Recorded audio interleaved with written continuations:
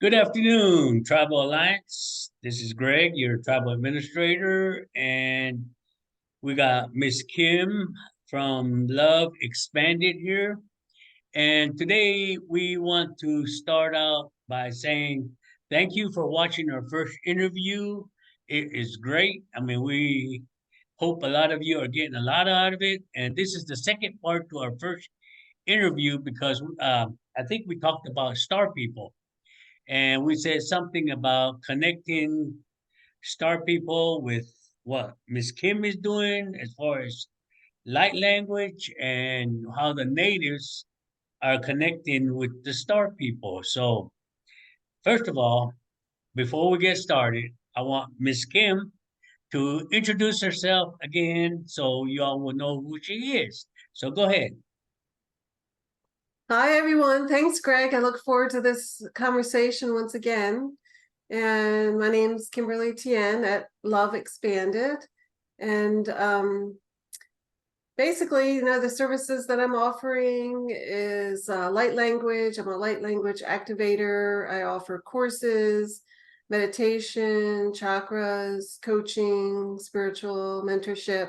And I'm offering a free mindfulness meditation class. Originally, I said August 21st, but it'll be August 28th. And I look forward to offering that because, part of the work that we do, we really need to stay grounded with Mother Earth. So I'm excited about that. And I'm excited about our conversation. So Well, thanks. great.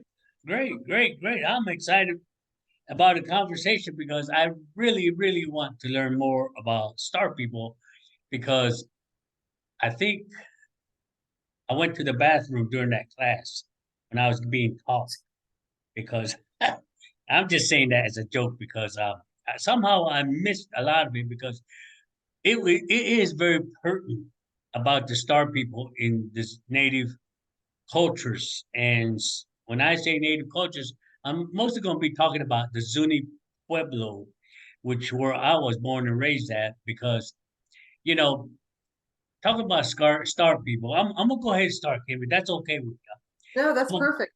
Yeah. Okay, I'm going to go ahead and start by in Zuni, we have pictographs and hieroglyphs. And in our hieroglyphs, we have a picture. I mean, you just have to picture this in your mind because I don't have a picture of it. I know I can get one somehow, someday, but I will show it to you when I get it. But anyway, it's a picture engraved on a rock on the side of a cliff where there are ruins or ancient villages of where the Zuni people live. And on that pictograph is a picture of a man standing there.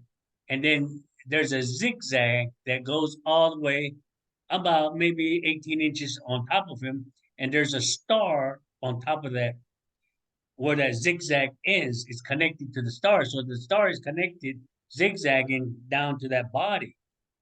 So I believe that is a connection to the star people in there because a couple of things that I have learned about. Um, if you do read Matilda Cox Stevenson's 1901-1903 Bureau of Ethnology report, she documented back then that the galaxy fraternity in Zuni is one of the first medicine group that formed in Zuni, the galaxy fraternity. And that's where she has it documented that she documented it back in 1901, 1903. And through our oral history, what I was told that there, to this day, we have that fraternity.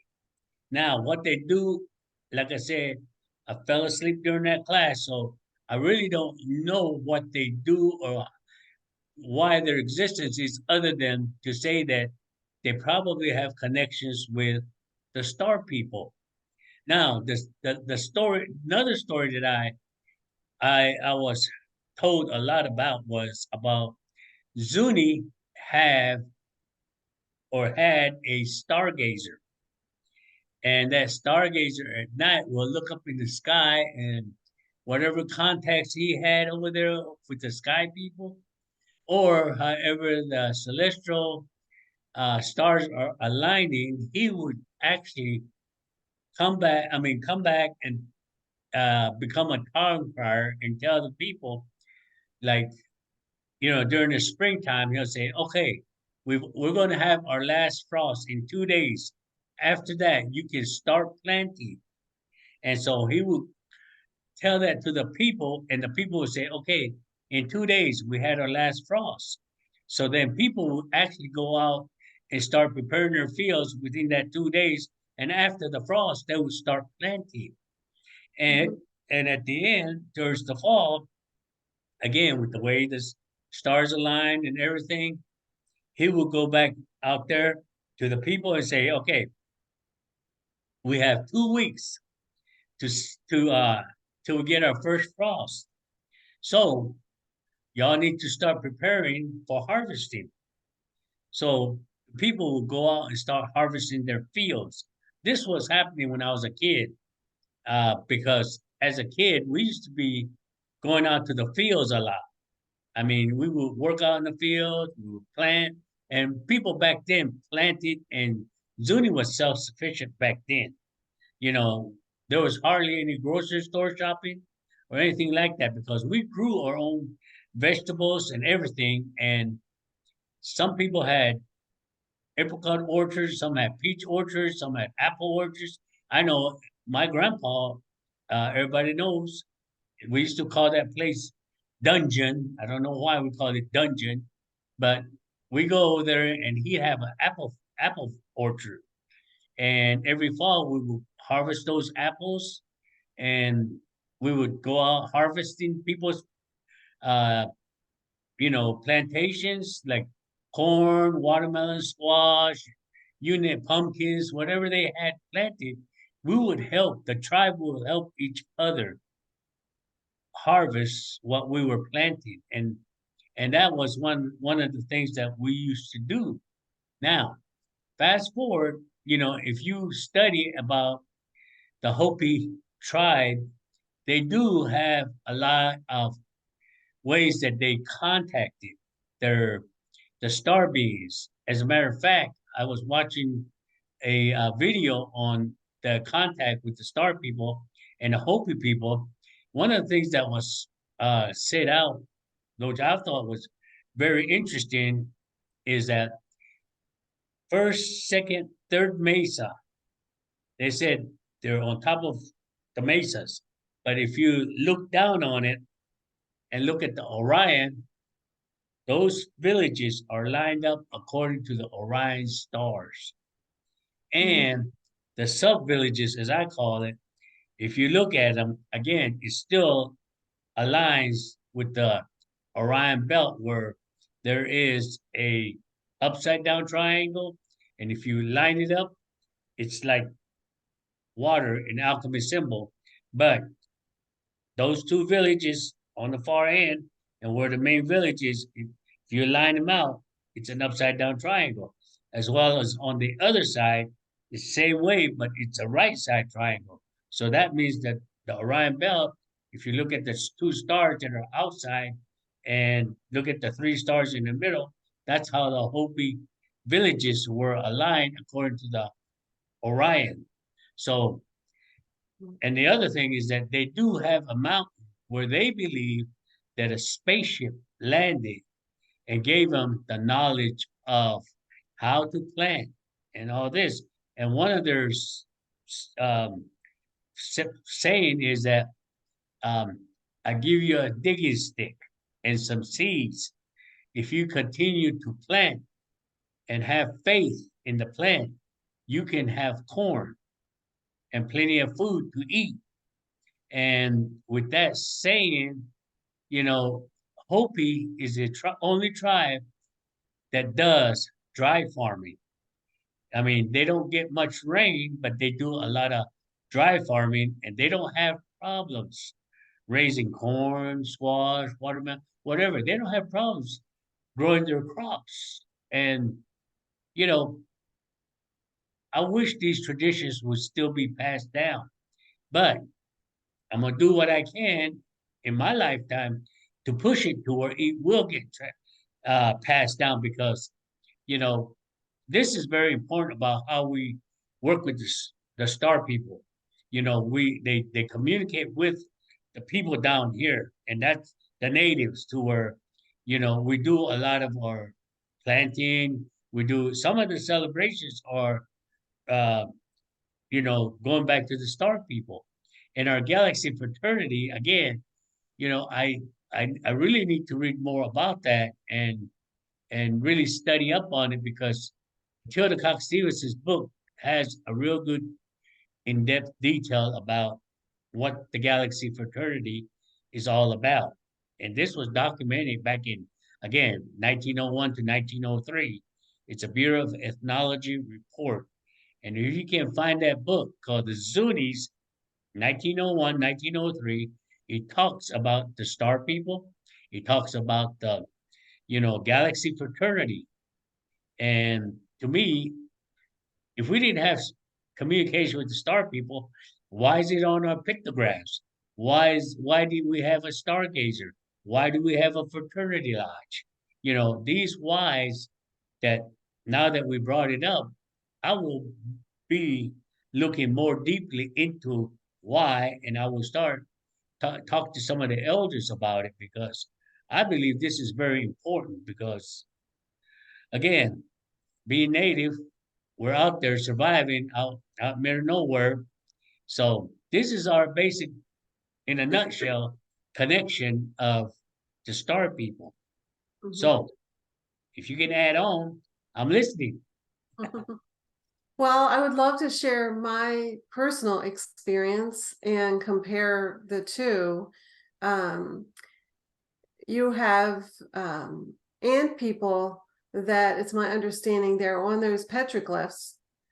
I don't know if you specifically say some of the petroglyphs are ant people, or if you just classify them all as star beings.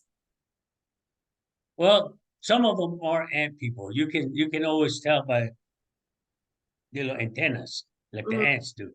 Some of mhm, them look like mantis, long body, and not like the ants, how they have round bodies and all that. But these mhm. are long bodies with hands and all that.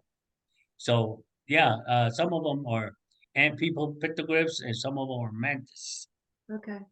Well, it's interesting because many years ago, I connected with a mantis being who is on, I'll call it a team, um, um, a galactic team.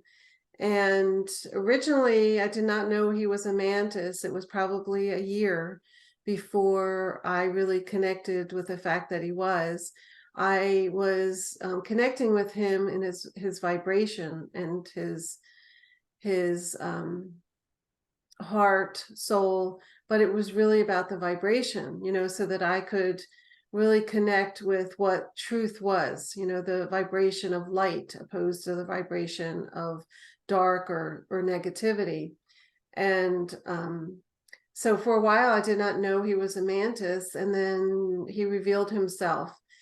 And one of the lessons that I had with him, which I suggest everyone does, is, when we first meet people, we meet them based on what they look like, or an opinion or a judgment or a label. And so one of the things that he asked of me,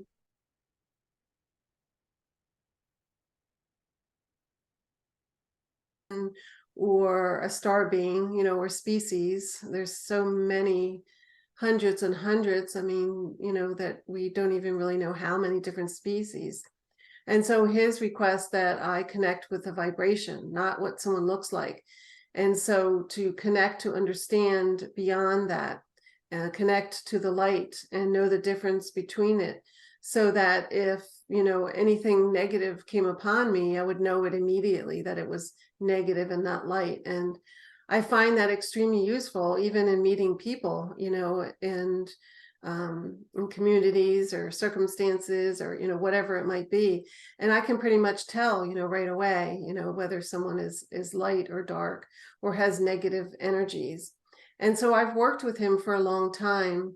And I would say probably about maybe 3 years ago, someone who looked like an upright ant did come in my space and connected with me, and he presented himself as an ant person, and he said, I am your connection, but he said, I'm not a leader, we only have communities. He said, but I am your connection. And so I actually was able to visually see where he lived, and he only allowed me to see somewhat of darkness, but then there was like colander of light, I guess, which gave that space more light. And it was just a really beautiful kind of bright light, like almost like a strobe light.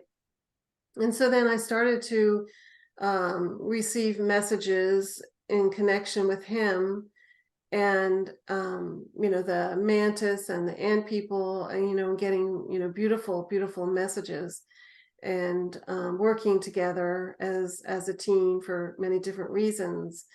And then I met you, and you were talking about ant people and mantises, which I found really interesting, that I had those experiences prior to meeting you. And it's it's, to me, it's just the most beautiful experience and blessing to be able to connect in a beautiful way. I met other beings that they say they're over the ant people.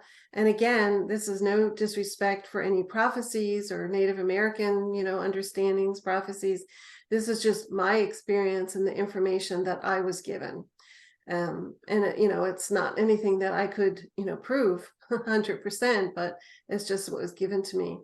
And they were saying that they are responsible for the ant people who come, to Earth at different points of history to support that particular race or species, in this case humans, to survive on the Earth. They are protectors and supporters of the different races, and they come from another galaxy, another time and place, and they come here for that specific reason.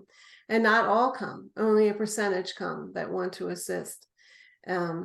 But one of the some of the information that they gave me, again, it's whether you believe or not, it's up to you.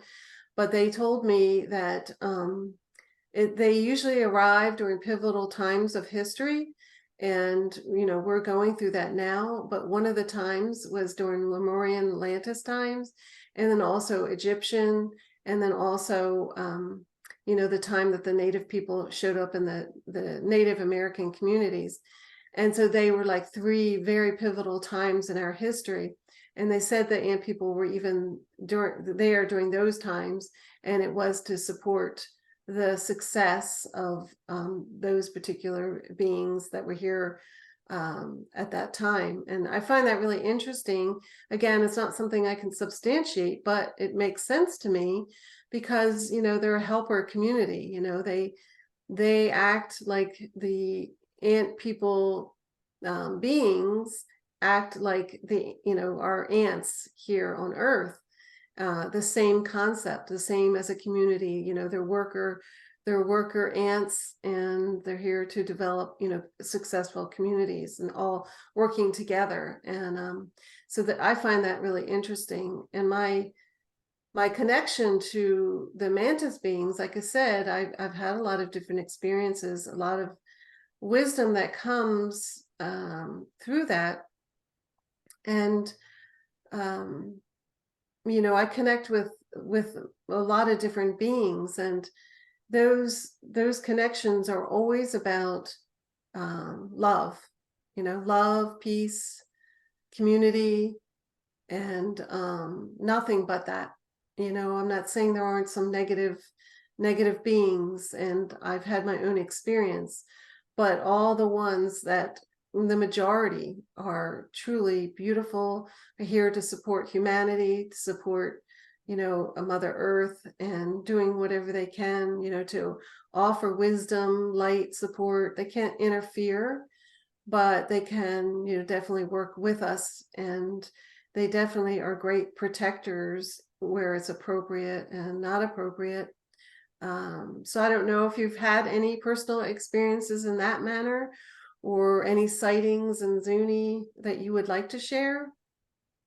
Well, one of the things, couple of things I want to share is that, now that we're talking about the ant people, is that we do have uh, again, another medicine fraternal lodge, which is the ant people, the ants, and then we do have in our migration story, we migrated from Grand Canyon, which we live with the mantis and the ant people down below. We don't know how far deep we were, but all our ancestors' migration story starts out with from the four underworlds of this world. I don't know if it's during the how would you say well, it was during the time that you know I believe that when that meteor hit in the Yucatan Peninsula because it wiped out the dinosaur population and everything. And before that, according to what some of the pictographs have been interpreted, we were around during the dinosaurs because we got pictographs of dinosaurs, big monsters, big lizards, coming around and little people trying to attack it. But in our migration story, it says that we migrated from the four underworlds, and I think if I'm not mistaken, one of the early explorers that explored Grand Canyon found that place, Mm, and actually tried to go in it. And he, back then they didn't have long ropes or lights or cameras or anything to where all they did was he went in the first layer of it. And he said that there was villages underneath there in the first layer. It was a town that probably at the most, you know, up to 5,000 people lived in that town. I don't know what he saw, but this is from his writings that he did. And when he came back out, he wrote down that there was like villages that got abandoned. But I think it was a time that when it was time for us to get back and migrate, we left that part and came out.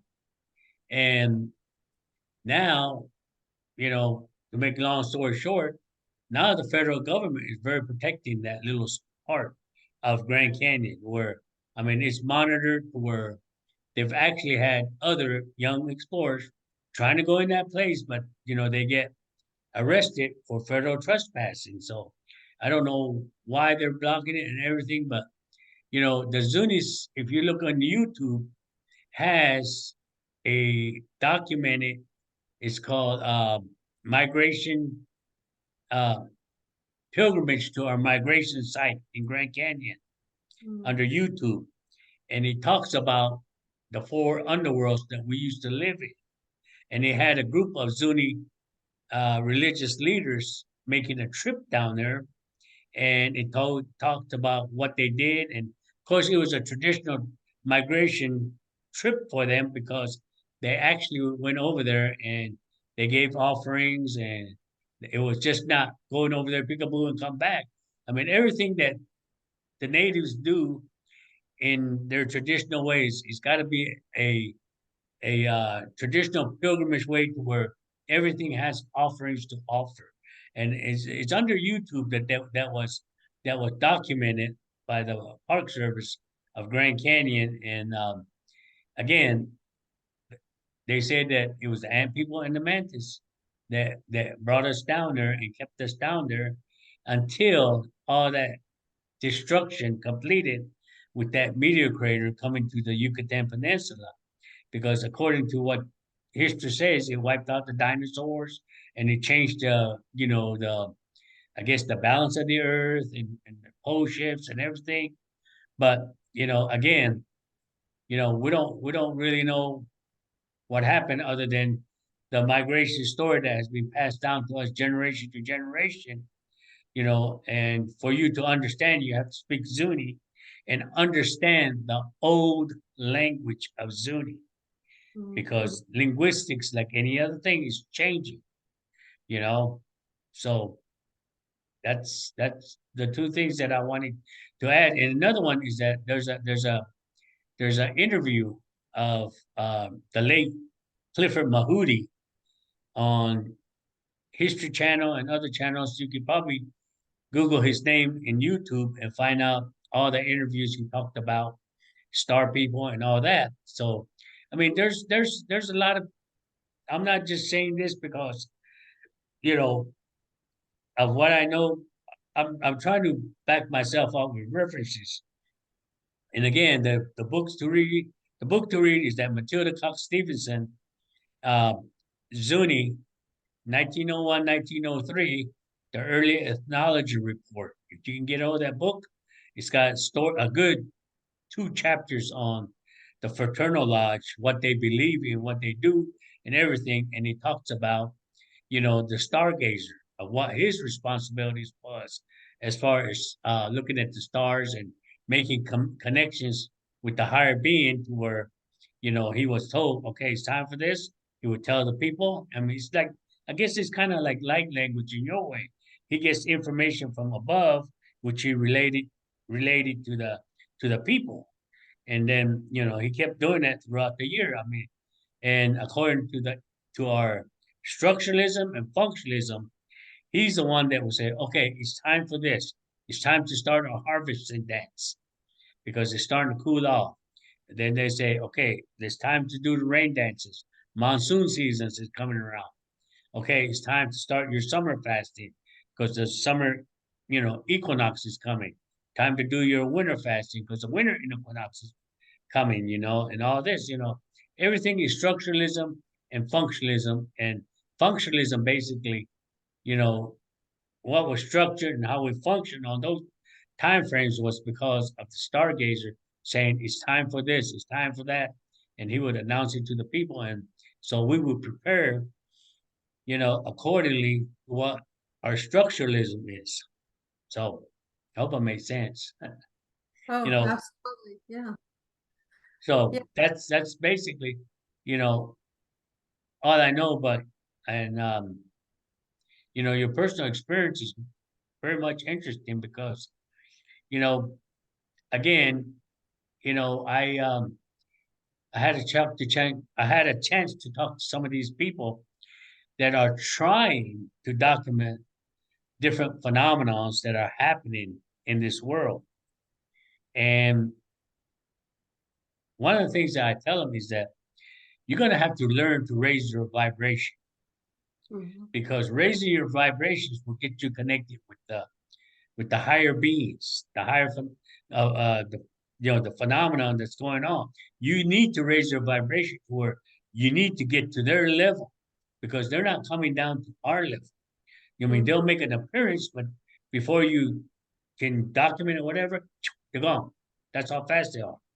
But Mhm. if you raise your vibration and get to their vibration, everything is so clear and crisp in your mind. Because one of the examples I give people a lot about is that you ever raise your adrenaline so high, so fast that things happen in slow motion to where your mind comprehends everything in detail. And one of the examples I would give is that when I got hit head on one time by a drunk driver, Mhm. I was looking at that car and it was coming to me real slow motion. And I saw every little thing. I saw it when it hit that little curve on the passenger side and it threw him back in. And that's why it hit more on my passenger side of the vehicle than on the driver's side, because it didn't come straight to me. It came, bounced off, and went in me. So by remembering all that, even as today, everything's still detailed in my head. But you know, even though I have forgiven the individual, I have moved on, I have done everything I can, it's still in my mind in detail of how that vehicle was coming. but I have gotten to a point to where I have let everything go and forgiven everything to where I'm at peace with it. Mhm. So that's the way I tell people about raising your adrenaline and getting your vibration up high to where these phenomenons will actually start happening. And so I don't know. Am I doing the right thing on your level or what? Well, I find that interesting, and I almost want to say that that experience that other people have as well is like an out of body experience. It is that it's so traumatic for your mind to be in your mind experiencing it. So it's almost like you go into spirit. And so it's like, even though it's a trauma, it's like because you remember so much detail. It's kind of like that out of body experience that never goes away. And I don't know that they call it that, but it almost reminds me of that. So that you remember, so much detail. It's like, when you are connected in whatever manner that might be, whether it's a vibration or automatic writing, it is so powerfully clear because it just comes right connected to your being in that vibration. And it almost reminds me of that. And yes, I agree with you. It's, to raise your vibration, it takes a lot of work. And of course, it's an ongoing thing. It's well worth it. That's where we all want to be. We all want to evolve and expand our consciousness. And as humanity, as a species, to evolve all together. And, you really have to look at everything, your spiritual practices, your past pain, trauma, all the energies that are stored within you, and, continue to heal that, to forgive. I know you talked about that. And that's huge, to forgive, to heal, to have love for yourself, love for others, being able to expand your heart in, love, compassion, peace. And, it's an ongoing thing. And so it's just embracing, that moment. But what I also wanted to, for us to discuss the second thing I thought was really important was the light language. So many years ago, I was talking in tongue, thinking I was speaking other languages.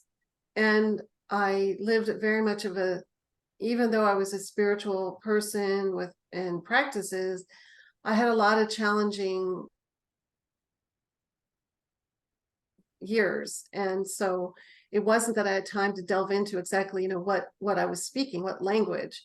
And so I spoke it, and I always just did it, my own privacy. But every time I spoke this language, it always raised my vibration. It always made me feel more, loved and having more clarity. Until after several years, I realized I was speaking light language. And, when I speak light language, it's a vibration, it's a sound vibration. You're connecting to your own unique spiritual essence, your DNA, to your heart, your soul. And so everybody's light language that comes through is their own blueprint, and with your connection to the source.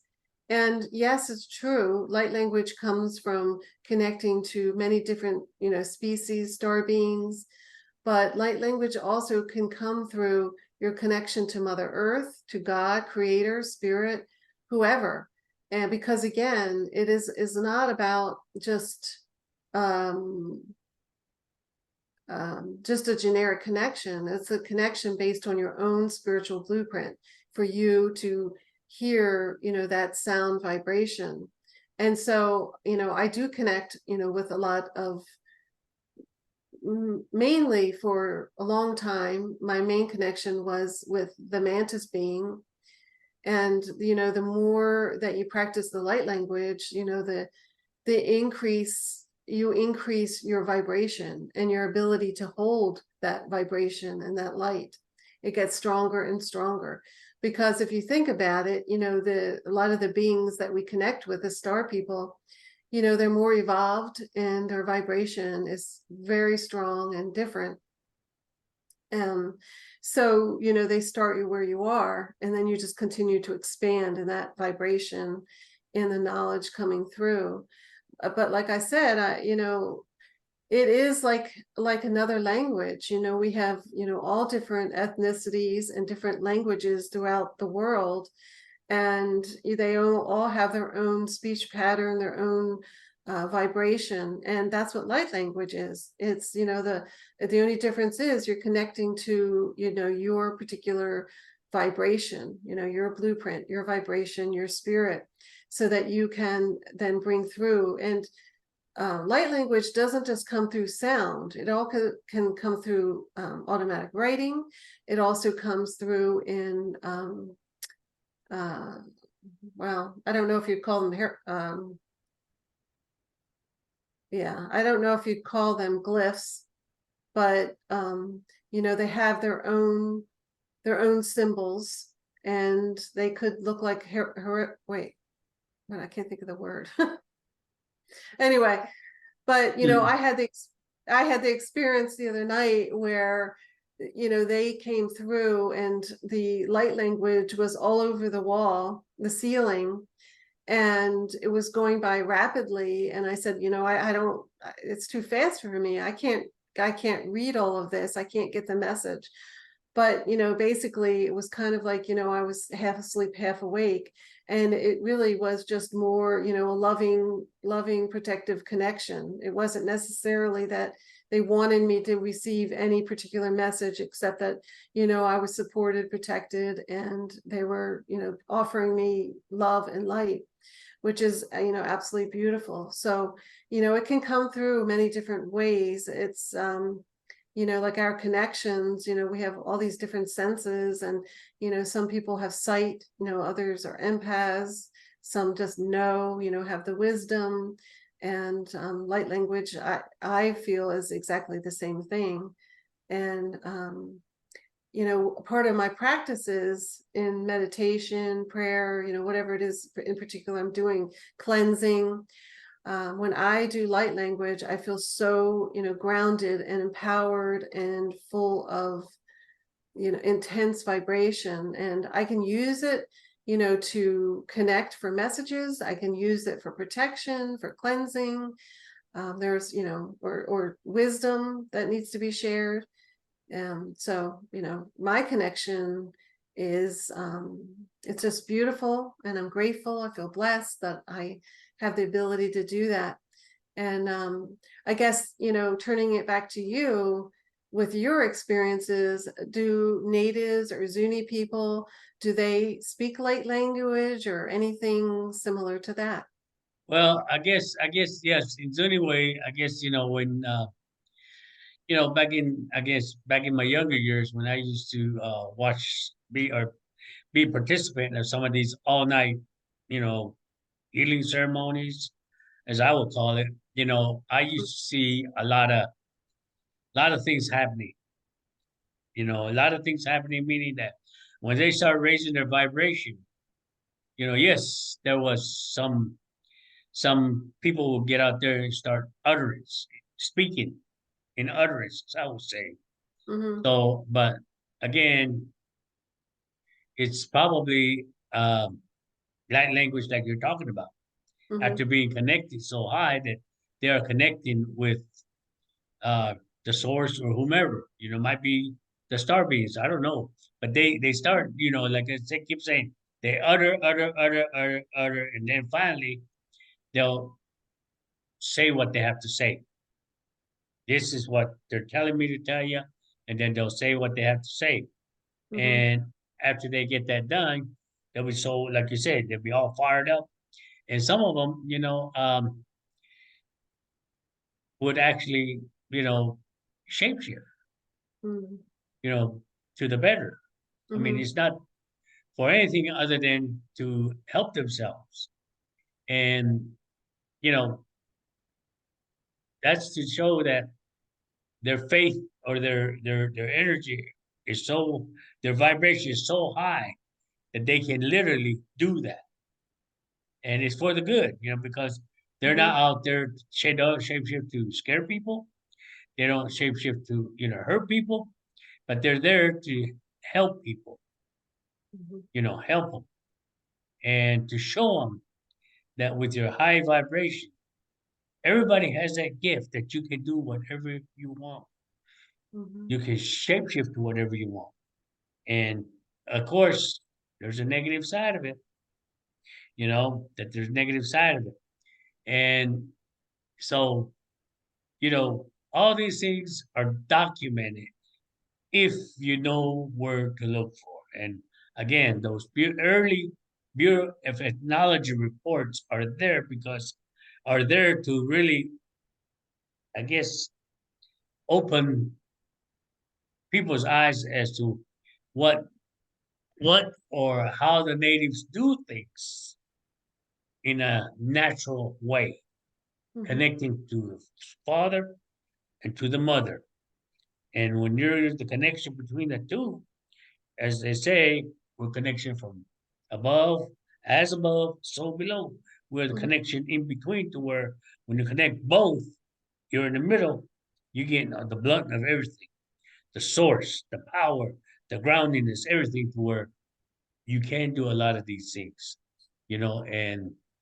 and you know, that's why I say everybody, everybody has gifts like, you know, we do, like we say.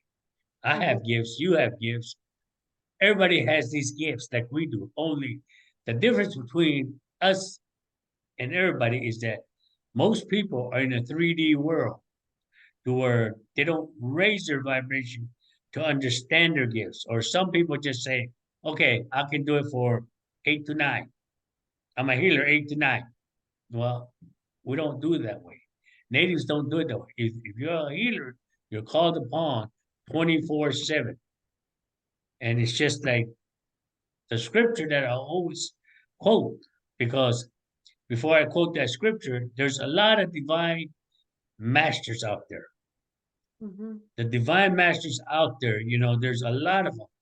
They can do healing, they can do, you know, meditation, strong meditation, they can raise their vibration, they can do all things. I mean, healing, as in psychic surgery, bone healing, all these kind of stuff. It's out there if they if you get. But the thing of it is, you got to get off that 3D world and go into the spiritual world. Mhm. Learn to fast, learn to ground, learn to raise your vibration. Keep that vibration up. Keep that vibration up every day, every second, because the dark does not rest. And one of the good examples that I got was from John Ramirez, who is an ex satanic cult, you know, person. He said that, you know, I laugh at these Christians because I'm not making fun of them, but, they only go to church once a week and thinking everything's going to be all right. Mhm. Where when he was with the satanic cult, he said, every night we go into service, worship service at 5 o'clock every night. And we do not stop until 5 o'clock the next morning. And you get your assignments before it stops to go do. You get your assignments as you go throughout the day. Mhm. And so I'm thinking, to have a spiritual life in a life, if you live that life, eat that life, and breathe that life, that energy, you will get your messages like you do every Mhm. day. You Mhm. know, it doesn't matter what you're doing or where you're at, and when I teach that in the class about raising your vibration and your energy and all that, I talk about your little voice. I guess in your ways may be different, but the way I say your little voice in you, one of the examples I give them is you're driving down the road, you got $5 left in your pocket and your gas is almost empty, and you drive up to the stoplight and there's a homeless man standing there saying, help, I'm hungry. And that little voice says, give him that last $5. Mhm. And you say, uh, Mhm. you know, I'm running out of gas, and you want me to give up my $5. But the thing of it is, if you obey and do it, your reward will be much, much greater Mhm. than that $5 gas. That's 1 quart of gas you have may double up and read you got 150 miles till empty. Like your little gas tank says, you got 50 miles, You might say you got 150 miles, but we don't know what's gonna happen, but we know your blessings are gonna if you just listen to that little voice, that's what I'm trying to say. And Mhm. like I say, when you live a higher spiritual life in a higher spiritual realm every day, that little voice will guide you. That little voice will guide you. And if you Mhm. do everything what the voice says, you are doing your mission. You are doing completing your mission. Mhm. And that's when we have this we used to have this all night ceremonies that would start early, not wait till 1, 2 o'clock in the morning to start. But we start out like at 9 o'clock, 8 o'clock at night, as soon as the sun went down, and that way you have more time to get your vibration up, and a lot of things happen. A Mhm. lot of things, I will say, it's not miracles, but something like that. Stuff Mhm. like that happens. Things change. Things happen to where you're gonna say, "Wow, wow," And I've had a lot of aha moments when I was, see stuff happen in front of me, and I said, "Wow," and that's just the life that we choose to live. Not what chosen for us, because we all have this gift. If we just raise our vibration, things will change in your life. Mhm. So, Absolutely. no, I know, yes, we do have probably, I don't need to probably say light language, but it probably is. Those Mhm. people that when they get so high up in the vibration, they utter in different language. I know there's singing going on, there's this going on, that, but they're in their own little world, just and whatever, and then they interpret that, whatever Mhm. that was told to Mhm. interpret it. And they tell the people, look, this is what I was told to tell y'all, and so Yeah. me, like I said, again, I had a bathroom pass during that class, so I wish I would have stayed stuck around and listened to it more because it's coming back, and I'm saying I should kick myself. But anyway, yes, and it's very fun and interesting for me to look back and research it, and also talk to some of the elders in the Southwest. Some of my elders that I connect with, they do talk about the same thing, Mhm. So Well, anyway, yeah, I wanted to comment on actually two things. Your, example of the $5. And, we when we are connected to source and we have faith and we know it's our connection to source, to know the difference between the light and the dark, to know that that connection, that message is coming from you, from the light and whatever source that is, God, creator, mother, father, spirit, knowing that. So when you do know that, you are fully convicted and listening to that message. You know it's the right thing. It's coming to you to act on it. And the other thing I wanted to just touch on lightly with the light language is that if you do light language, sound, vibration, just being able to express that in sound and the vibration, that it increases the vibration, is in itself the beautiful message, or the connection that you have with someone, offering them that light language activation. But then you can also have the telepathy, So you get, the light language, but then you also get the telepathy, the message that is coming through. And it doesn't mean if you have telepathy or if you have light language that you do both. But, if you do both, you're getting that message as well. But it never takes away from that actual powerful light sound vibration that's coming through. And that is why when me or anyone else that does light language activations, it's really powerful. And it's beyond the language, the human language, because you could never interpret or give that type of vibration in just the language itself. And so again, I really appreciate having the ability to do that, and also to have telepathy. But like you said earlier, we are all gifted. We all have our gifts, and we are not all going to have the same thing. And that's why, with your meditation, your grounding, your connecting to light source, that you uncover, what your gifts are if you don't know. Not everyone knows, and not everyone is supposed to do, what we do. But, if you want to find out more of what your, particular or personal gifts are, it's really, to ground and to meditate and connect, connect to spirit, connect to creator, and, that will come. You ask and you will receive. Yeah, So, yeah, definitely. And be careful what you ask for, because it will come, and yeah, will come hard. So, yeah. I mean, you know, it just really amazes me about how when we talk about our light language versus what I know and everything, it really opens my mind up. It just really excites me because. But I want to give you first the opportunity about repeat again about your courses that you're teaching. In closing, I just want us to let the people know what we're teaching. You go first, and then I'll close up with mine. Okay.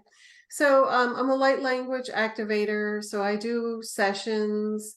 You can reach me at love@kimberlytien.com, or my website, www.kimberlytien.com, and YouTube. Obviously, here I am. But I do spiritual mentorship, guidance. I offer, I used to do a lot of healing work. I used to teach energy work, healing work. Right now, though, like I said, I'm doing the personal sessions and my courses. So I'm going to be doing a free, and when I say free, it's a 15-day mindfulness meditation challenge, which is essential for everything that we're talking about, to be grounded, to be connected, to be mindful and present. Because I know a lot of times people want to just go out there and do astral travel and, go to other realms and dimensions. But if you're not grounded to Mother Earth, it is not healthy. And, we've come here as spiritual beings to be a human. So we really need to ground in our bodies, before we do that, ensure that we're protected. So the course is mindfulness meditation. It's a 15-day challenge starting August 28th. And it's free on a daily basis, but then each day it opens one day for 24 hours and then closes. And you can just do that for free for the 15 days. And afterwards, you can choose to purchase it if you want. But, I just think that it's really important at this time, to offer that support, for free for 15 days. And then I teach the chakras and light language. I'm going to be doing a light language course, and I'm going to be doing a foundational chakra course, and then a more extensive one. And I'm also working on a spiritual and shamanistic coaching program, I guess you could say. So I have, a lot of things that I'm working on. I have a healthy living program, to just learn how to eat healthy. It's not a diet, it's about food, reading labels, about the eating organic, non-organic, eating from or cooking from scratch, and that type of thing. So that's also available. And anyone can reach out if they have questions. They can email me. They can find me on YouTube. So that's a Good. little bit. All right, that sounds great, great. Because when you said eating healthy, eating healthy, I thought this is from my personal experience. I thought I ate healthy, you know, um, after going through my medical crisis and everything, I decided, well, I'm gonna eat healthy. And she asked me one day, she says, "What do you mean? What do you consider eating healthy?" Well, I eat oatmeal for breakfast, and I usually eat. I mean, I can't remember a lot of fruit. I eat this, I eat that, and I'm doing all that. And she says, "Okay, what kind of oatmeal are you eating? Are you eating organic?" I said, "No, that Quaker instant oatmeal. You just shake it, put it in a box, put water in it, throw it in the microwave." I said, "Well, let me tell you, there's several things wrong right there." I said, "What?" He says, "Well, you read the label on that Quaker oatmeal, instant oatmeal. All that fruit, dried fruit that's in there, it's not even organic. How was it processed? Look at what all the GMOs and all the preservatives that are in there and everything." And I started reading. I said, "Yeah, you're right. I mean," I said, "Okay," and then she goes, "And throw it in a microwave. Why? It kills all the nutrients." I was like, "Oh, I thought it just heated up my food and I could stir it up and quickly eat it while it's hot." No, it kills the nutrients. So, needless to say, now the oatmeal is organic. I use hot boiling water to make it, and I don't microwave it. And I read the labels on everything I eat now. No. Anyway, my diet changed. Needless to say. But anyway, as far as me, I teach a class on, I call it energy healing class.